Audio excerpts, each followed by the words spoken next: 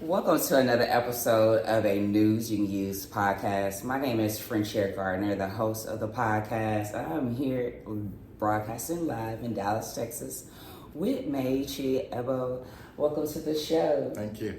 Yes, so I met Meiichi this past October at a SMU homecoming party, and he was just telling me about, he just was so interesting. Like, you don't see very many Black English guys like in Dallas, So it was really cool, checking out his accent and listening to. He was just so interesting. So I just told him, I was like, I got to invite you to my podcast so you can talk about your travels and your life, your world's, your world wanderlust. Go ahead and tell us about yourself. Okay, well, thank you for the nice introduction, and it was nice to meet you too at that homecoming. Yes, my name is Meiichi Ebo. My full name is Onyemeichi Ebo, but everyone calls me Meiichi for short. And yes, I have been to a number of places over the years, and I guess you don't think about it when you do these things, but of course, over time, you accumulate a lot of experience and a lot of relationships with people over the time you travel. So I think it's always nice to share it. So I'm actually quite privileged at giving the opportunity to talk about it. Yes. So my story really starts from childhood. I was originally born in the UK, Manchester, the northwest of England. If you know England very well, it's a quite cool city. It's a well-known football city. Mm-hmm. My father moved to the UK in the early 60s from Nigeria. My father is an Igbo, from the Igbo land in Nigeria, the southeast part of Nigeria, and he was one of the very first in his town at the time to move abroad to study. He became a civil engineer. My mom came over a couple of years later. So you can argue that the travel was instilled in me from birth because my parents were the first travelers in the family, if you like. So I spent my early childhood in Manchester. My father being an engineer, had a number of job offers around the world. One of the ones he took was the one to go back to Nigeria and work with a company there. Mm-hmm. So we followed actually, maybe a few years after he left. So when I was about 6 years old, that was my first time traveling to another country. This time was my country of origin in terms of my parents' country of origin, which is Nigeria. Yes. I spent 13 years there. I always argue that it's probably the most important 13 years of my life because I was able to go back to my roots, so to speak, and my grandparents and all my relatives, and I walked the same soil that my great grandfathers walked, and that was obviously a huge experience for me as a young man growing up. But Nigeria, if you know much about Nigeria, is a vast country.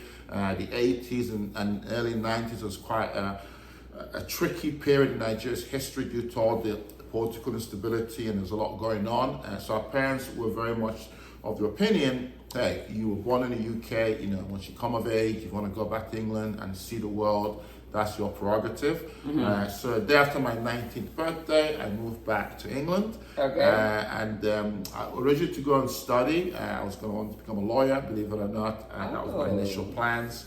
Mine too. Yeah, well, there you go. But actually, during when I got back to the UK, and I was just, I was living with my sister at the time. I think we were waiting for the semester to start. So I was, looking at schools and just exploring my options. But I came across a company that gave me an opportunity to progress into management. It was a sales organization that offered training.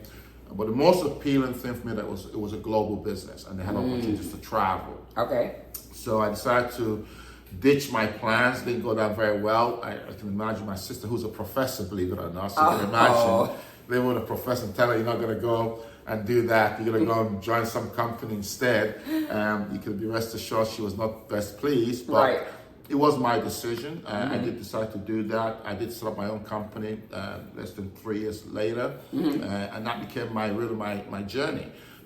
Because by having my own business and being able to, determine my own fate, if you like, in terms of where I worked, where I could take my business, I was able to then take advantage of the opportunities are available. So I spent a number of years in the UK, bouncing around different parts of England. I worked in Birmingham, I worked in Leeds, I moved back to Manchester, my home city. Yes. Worked in London for a short period of time.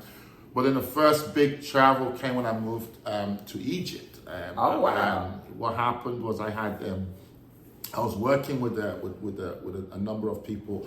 One of my colleagues, he had moved to India a number of years earlier, and we had a number of clients. I was working for marketing. To give you a bit of context, I was working for a marketing group that had international clients. So they were often, we would often move to different countries and help them expand their programs or their campaigns in those countries. So we had a client in India that wanted to go to the Middle East and open up the Middle East market. It was actually a paid TV company. And then they wanted to go to North Africa because they wanted to really get to the Arabian market. And of course, Egypt is the largest Arab country population-wise, 70 million Egyptians, so it was a big market. So they asked me if I was interested. Of course, I had that interest anyway. So I ended up going to Egypt for a short period of time. Spent some time there. Wonderful country. And I always, people always ask me, what's Egypt like? And it's hard to tell that in a sentence, really, or to say in a sentence, because it's got such deep history. But the overriding feeling I left with was the warmth of the people. Nice. And how much they took me in and really, really, made me feel at home. I felt completely safe amongst them. And the history, of course, is there. I mean, I remember I used to go to the supermarket. I went to drive past the pyramids on the way to the supermarket. There's a place called Giza, and there's a big supermarket called Carrefour, which is a huge French group. And on the way, you can literally, if you look on the left, you can see the pyramids on your way. That's so lovely. it was a great experience, and I had a wonderful time. Unfortunately, the campaign didn't last long term, so we ended up moving back to the UK, and then I ended up going to Turkey for a short period of time because we thought we might move to Istanbul, another great city, another historic city. Again, the people were fantastic, and I guess one of the biggest things I've learned from traveling, and I've been to I think last count maybe about 35 different countries around the world. But these ones I spent a bit of time, and I spent just under 6 or 7 months in Egypt.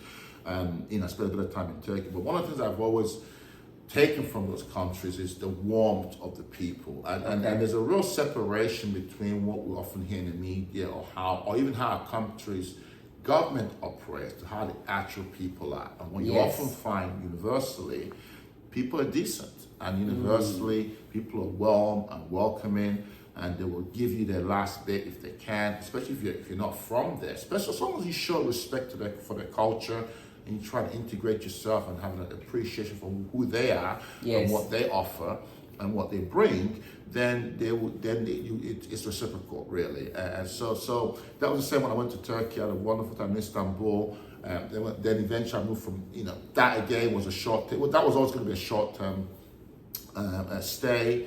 And then I moved back to the UK and opportunity to go to Germany. So I ended up going to Germany, and I spent 7 years in Germany.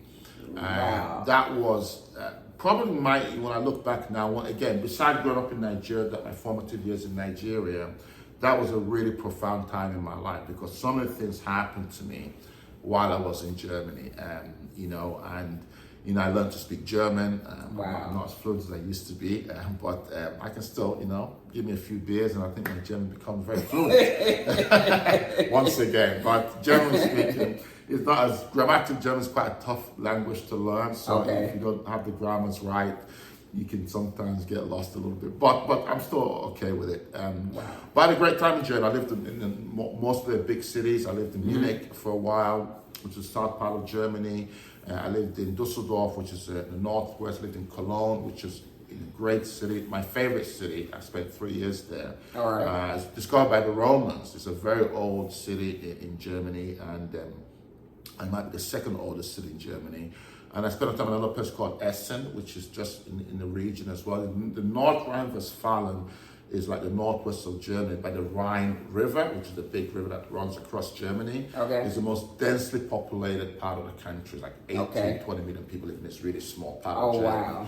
So it's a fascinating place because they also have all these very unique little towns, and they all have their own histories. They have all these, carnivals and festivals, and it's a really remarkable place. But so I spent a bit of time there, but it was also very challenging, and I guess, it's easy to talk about travel, and of course everyone talks about the glamour of travel, flying around exotic places, and there's lots of that.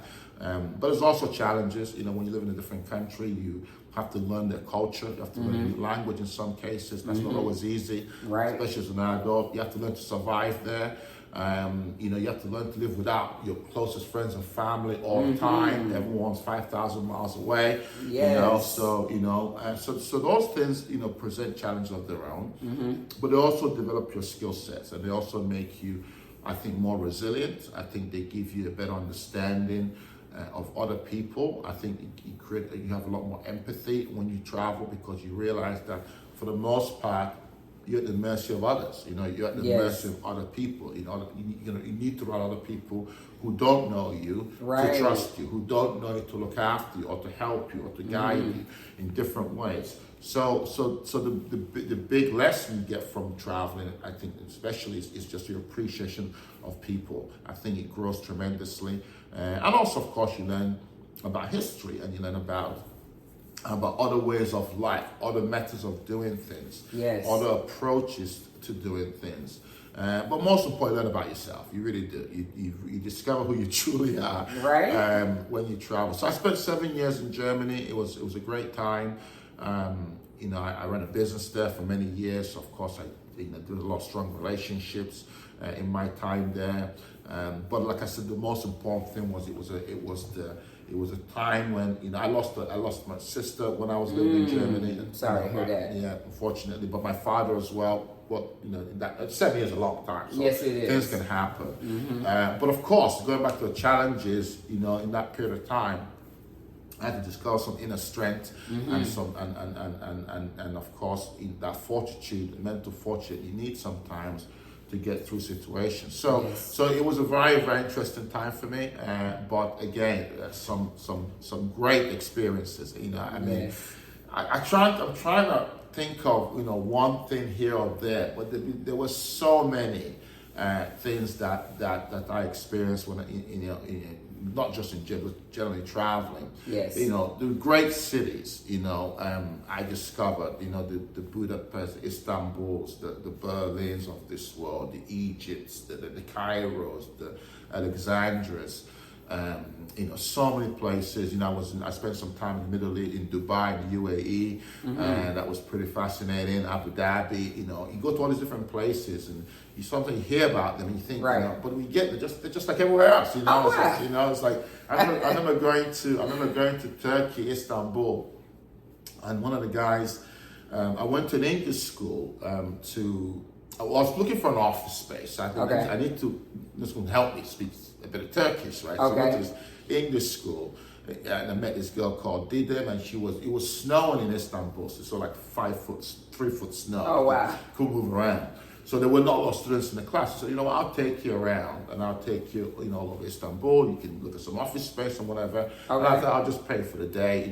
Whatever your daily fee is, I'll cover that, no problem. Yes. She ended up being my tour guide for the whole week. Oh wow! Didn't take a penny.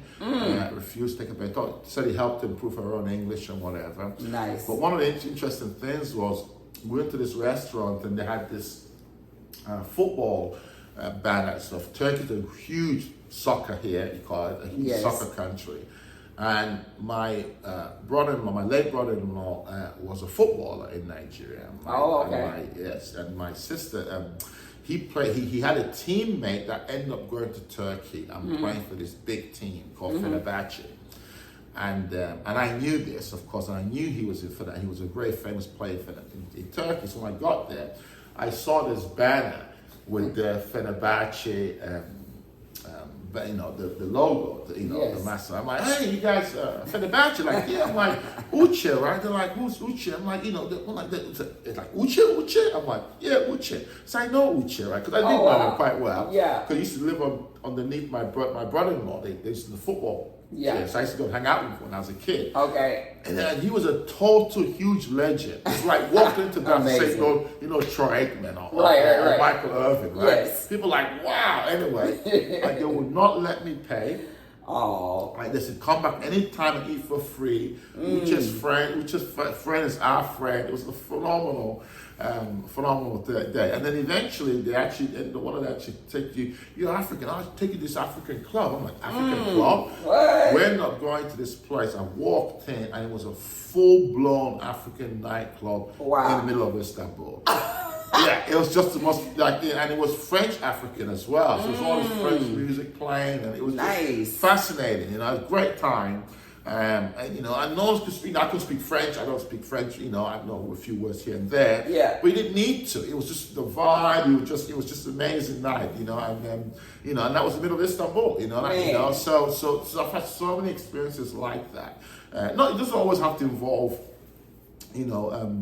partying and things like that. But I've also had somewhere I've discovered. I went to a museum in Budapest that was fascinating. So there's so many things like that. I think that you can't always articulate. You can't always. It's hard to tell every story. Every experience. But yeah, had a wonderful time there. And then after my 7 years in gin, I moved back to the UK once again. And then I had the opportunity to come to the United States, initially to just oversee some marketing campaigns. One of my roles in my career has been training and developing people, coaching, developing, people. And there was a campaign where they needed someone to oversee the campaigns that came initially. It went so well, they asked me to come back, which I did, and eventually that if I wanted to move, permanently, which I accepted, and then I moved over here, December 2013, just before Christmas. Okay. And I've been here ever since, and I'm very proud to say that last year I became an American citizen. Nice. So I am now here to stay for sure. I think my travels, in terms of moving countries at least, are over. Okay. But I think I'm here to stay. But I still travel a lot. Yes. And I still want to keep traveling. And I also think not just traveling to different countries, but I also think it's important to travel within your own country and learn more about your own. Because this is a great country. One of the greatest countries in the world. And not just in terms of economically, but just also the landscape. It's phenomenal. So there's a lot to learn here and a lot to see here too. So yeah, travel's been a huge part of my life. If I have any advice for anybody aspiring, young people, young entrepreneurs, or anybody for that matter, I would say, travel as much as you can. Take every opportunity you have to try and go and see the world. The world's a beautiful place. There's so much to see. I mean, I say so much to see. Yes. I still have huge aspirations to keep traveling. My goal is maybe get to 100 countries one day. Nice. in my life. I'm going back to I'm going to Australia in January to see a friend of mine. Okay. And I have a few trips lined up next year as well.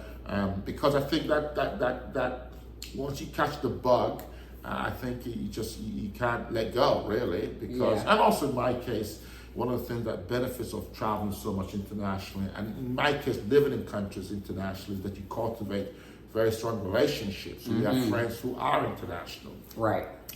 Last summer I spent a month cycling through Switzerland, the Alps, the mountains, with a good friend of mine who lives in Switzerland. And me and Rob go way back in England. When I was in Leeds. One of my great friends. We lost contact for a while, but when you have these great relationships, people, want to reconnect. We're reconnecting, and then I cycle a lot. So he said, let's do some cycling. We ended up doing. I'm not joking. We did about 330 miles. Oh my God! 8,000 meters. Oh my God! 6 cities. That's amazing. Across the mountains. It was one of the most incredible experiences that I've ever had. That was just last August. Now I want to make it a yearly thing. Yeah. Because it was such a good experience. But once again, I'm not trying to name drop places or anything like that, but there's so much out there to see, and there's so much one can experience and gain from traveling. So I don't know if that covers my entire story, but certainly I would recommend anybody that has the opportunity to do so. And also, if the opportunity doesn't present itself immediately, look for opportunities. Look for reasons to travel, because it's life changing. It certainly is. You just made my day, for real. I just can't wait to get out there and travel myself. I've only been out to Mexico so far, but I'm ready to get those stamps on my passport and just experience the world, because, just as you've stated, there's just so much to see, experience, so many people to meet and to grow and learn from. And so I'm just so grateful that you came on the show and just shared your travel experiences with us. It just really enriched us today. And so I really just appreciate you, man. Well, thank you for having me. It's always good to share your experiences. It's always good to feel appreciated as well. And but that's been a great experience for me. First time, I must say. So it's a new experience. Talking about yourself is always a little tricky. Sometimes it can be, especially for it's for me anyway. But I really enjoyed it, and I'm really glad I was able to share this. And if this inspires even one person to say, I'm going to try and do something myself, then that's great. And I did this when I was very young. I didn't have a lot of experience. I was, 20, my 20s when I first started traveling. So you don't have to wait and wait and wait. And the best time is now. That's what I always say. So, good luck to everybody. Yes, get your travel on. Well, thank you so much for joining us on the News and Use podcast. Make sure you follow us on Spotify, subscribe and follow us on Apple Podcasts. And we are just grateful for you. And connect with us on Instagram at French Air Gardner. And until next time, peace.